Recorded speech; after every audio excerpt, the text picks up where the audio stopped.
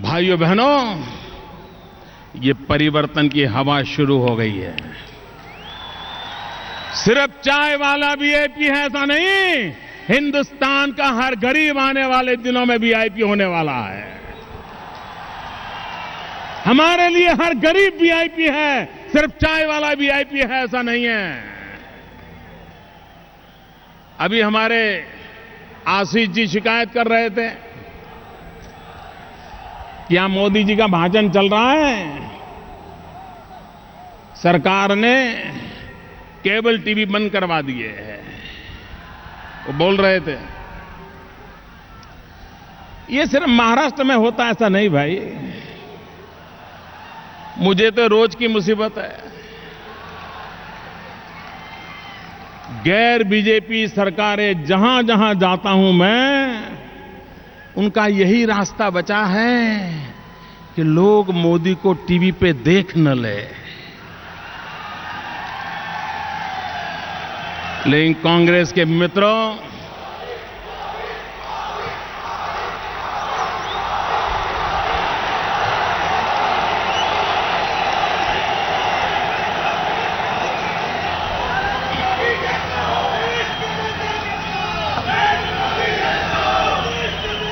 कांग्रेस के मित्रों, कान खोल करके सुन लो।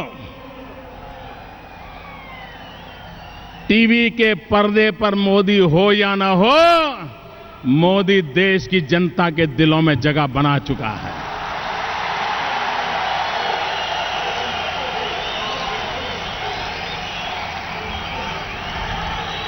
कांग्रेस के मित्र, आप टीवी पर तो ताला लगा सकते हो, देशवासियों के दिल पे ताला नहीं लगा सकते हो।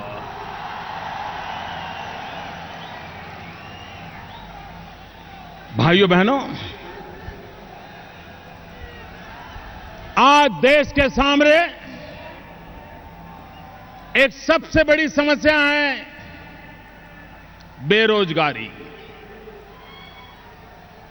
देश का नौजवान रोजगार के लिए तरस रहा है,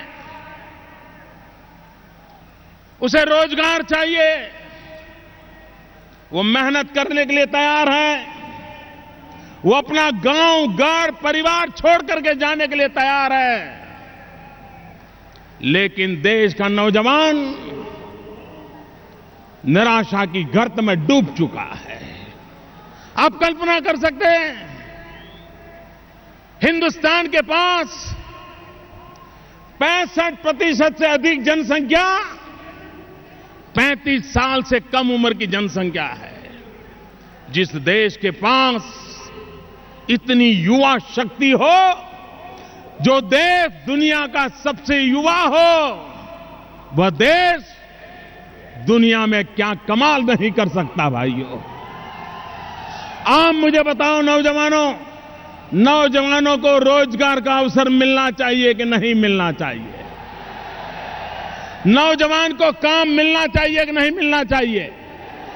नौजवान को सम्मान से जीने का अवसर मिलना चाहिए कि नहीं मिलना चाहिए? लेकिन भाइयों बहनों, दिल्ली सरकार के पास हमारा देश का नौजवान सम्मान से जिए, राष्ट्र के निर्माण में भागीदार बने, उसको अवसर मिलना चाहिए। ये इनकी योजना में कहीं नजर नहीं आता है। सारा विश्व स्किल डेवलपमेंट पर बल दे रहा है, अकेला हिंदुस्तान ऐसा है जो सिर्फ स्किल डेवलपमेंट माटे नई नई कमिटियां बनाता रहता है, प्रधानमंत्री की अध्यक्षता में कमिटियां बनती हैं और 3-3 साल तक कमिटियां की मीटिंग तक नहीं होती है। भाइयों बहनों, स्किल डेवलपमेंट पर बल देना चाहिए। हमारे गरीब मजदूर की डिग्निटी का सोचना चाहिए। भारत में मंत्र होना चाहिए, श्रम एव जयते। श्रमिक का सम्मान होना चाहिए, ये हमारे देश का मंत्र होना चाहिए। और हो सकता है भाइयों बहनों, मैं गुजरात का उदाहरण देना चाहता हूं। हम सामान्य जीवन जीने वाले व्यक्ति की डिग्निटी के लिए क्या कर सकते हैं और बजट खर्च नहीं होता है। हमने एक छोटा सा निर्णय किया, गरीब परिवार का बच्चा पढ़ाई नहीं कर सकता है तो आईटीआई में जाता है, टर्नर बनता है, फीटर बनता है, प्लम्बर बनता है, लेथ मशीन चलाता है, वायरमैन बनता है। यही छोटे छोटे काम साल, 2 साल, 1.5 साल के कोर्सेज करता है और फिर बेचारा नौकरी ढूंढता रहता है। हमने एक बड़ा ऐतिहासिक निर्णय किया। हमने कहा कि जो बच्चा 7वीं पास होकर, 8वीं पास होकर, 9वीं पास होकर अगर 2 साल आईटीआई करता है तो उसको 10वीं के बराबर माना जाएगा। जो 10वीं के बाद आईटीआई करता है उसको 12वीं के बराबर माना जाएगा। और बाद में अगर वो डिप्लोमा इंजीनियरिंग जाना चाहता है तो उसी के सहारे जा सकता है। डिप्लोमा में अच्छा कर करके अगर वो डिग्री इंजीनियरिंग में जाना चाहता है तो वहां भी जा सकता है, उसके दरवाजे बंद नहीं होंगे। और उसके कारण जो गरीब मां का बेटा था, विधवा मां का बेटा था, उसको यह अवसर मिला है। क्या हिंदुस्तान में नहीं हो सकता है? लेकिन भाइयों बहनों, देश के नौजवानों की दिल्ली में बैठे हुई कांग्रेस की सरकार को न चिंता है न परवाह है। इतना ही नहीं भाइयों बहनों, भ्रष्टाचार, इतना भयंकर भ्रष्टाचार, क्या इस देश को भ्रष्टाचार से मुक्ति मिलनी चाहिए या नहीं चाहिए? भ्रष्टाचार जाना चाहिए, भ्रष्टाचार खत्म होना चाहिए। हो सकता है दोस्तों। मैं आपको उदाहरण देता हूं, हो सकता है। भाइयों बहनों, महाराष्ट्र और गुजरात, मैं एक बड़ा मजेदार उदाहरण देता हूं आपको। हमारे गुजरात में चेक पोस्ट है भिलाड़ में, और आपके महाराष्ट्र में चेक पोस्ट है अछाड़ में। एक ही रोड पर उधर गुजरात का चेक पोस्ट है, 2 किलोमीटर यहां महाराष्ट्र का चेक पोस्ट है। दूसरा, गुजरात में सोनगढ़ में चेक पोस्ट है और महाराष्ट्र में नवापुर में चेक पोस्ट है। उस रास्ते पर जो व्हीकल गुजरात के चेक पोस्ट पर आते हैं वही व्हीकल महाराष्ट्र के चेक पोस्ट पर आते हैं। जितना रेट गुजरात के चेक पोस्ट पर होता है उतना ही रेट महाराष्ट्र के चेक पोस्ट पर होता है। लेकिन गुजरात के चेक पोस्ट पे और महाराष्ट्र के चेक पोस्ट पर फर्क ये है कि हमारे चेक पोस्ट पर टेक्नोलॉजी है, इंफॉर्मेशन टेक्नोलॉजी का नेटवर्क है, ह्यूमन इंटरवेंशन कम है, सारी चीजें मशीन से होती हैं। और महाराष्ट्र में चेक पोस्ट पर मैन्युअल होता है।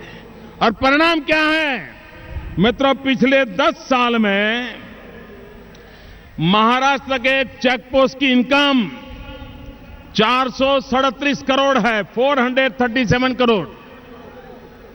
और गुजरात के चेक पोस्ट की इनकम है 1470 करोड़। महाराष्ट्र से उसी चेक पोस्ट पर गुजरात की इनकम 1033 करोड़ रुपया ज्यादा है। आप मुझे बताइए, ये महाराष्ट्र के 1033 करोड़ रुपया गए कहां गए भाई? ये कांग्रेस ने जवाब देना चाहिए कि नहीं देना चाहिए? हिसाब देना चाहिए कि नहीं देना चाहिए? भाइयों बहनों, ऐसा नहीं है कि समस्याओं का समाधान नहीं है। आज आप कोई भी नौजवान होगा, कितनी ही डिग्री पास की होगी, लेकिन वो बेचारा अप्लाई करता रहता है नौकरी के लिए। नौजवान अप्लाई करते रहते हो ना, नौकरी लिए अप्लाई करते हो ना, अप्लाई करते हो, एग्जाम देते हो, फिर भी भरोसा है नौकरी मिलने का? जरा बोलो ना, है भरोसा? मार्क्स अच्छे हैं, एग्जाम दी है, पेपर अच्छा गया है, लेकिन इंटरव्यू आने से पहले खोजता है यार कोई पहचान वाला ढूंढना पड़ेगा, कोई सिफारिश करना वाला ढूंढना पड़ेगा। अगर सिफारिश नहीं होगी तो एग्जाम में मार्क कितने ही क्यों ना आए हो, सिफारिश के बिना नौकरी मिलनी नहीं है। और सिफारिश के लिए क्या चाहिए? महात्मा गांधी चाहिए, महात्मा गांधी वाली नोटों का बंडल चाहिए। महात्मा गांधी की तस्वीर वाली नोटों का बंडल नहीं है तो इंटरव्यू में कुछ नहीं होता है। यह हालत है कि नहीं मित्रों? यह हालत है कि नहीं? गरीब मां का बेटा सिफारिश कहां से लाएगा? विधवा मां का बेटा गांधी छाप नोट कहां से लाएगा?